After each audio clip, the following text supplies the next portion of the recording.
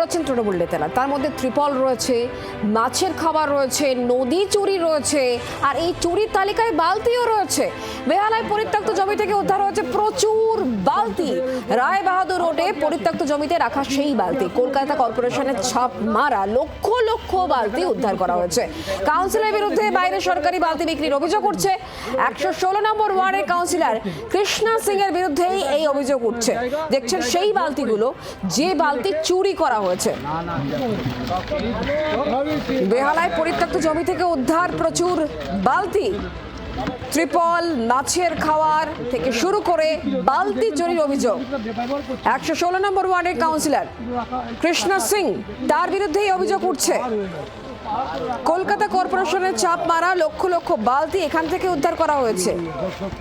Die করে রাখা এই বালতি। এই বিষয়ে সন্দীপ আমাদেরকে আরো জানাবেন। সন্দীপ, কোনো কিছুই তো বাদ যাচ্ছে না, একেবারে বালতি চুরিও করছেন কাউন্সিলর। হ্যাঁ দেখো, একেবারে ঠিক। দক্ষিণ কলকাতার বেহালার 116 নম্বর ওয়ার্ডের রায়বাহাদুর রোডে একটি পরিত্যক্ত কোম্পানি জমি থেকে উদ্ধার হলো কলকাতা পুরসভার বেশ কয়েক লক্ষ, বলা যেতে পারে কয়েক লক্ষ বালতি। এইগুলো রবিবার সকালবেলা, মানে আজকে সকালে স্থানীয় মানুষদের চোখে পড়ে এবং তারা থানায় জানায়। থানা থেকে পুলিশ আসে, ওখানে একটা কমপ্লেন নেওয়া হয়েছে এবং কিভাবে বালতিগুলো ওখানে এলো সেটা এখন তদন্ত করে দেখা হচ্ছে। ধন্যবাদ সন্দীপ। ঢুকিয়ে রেখে না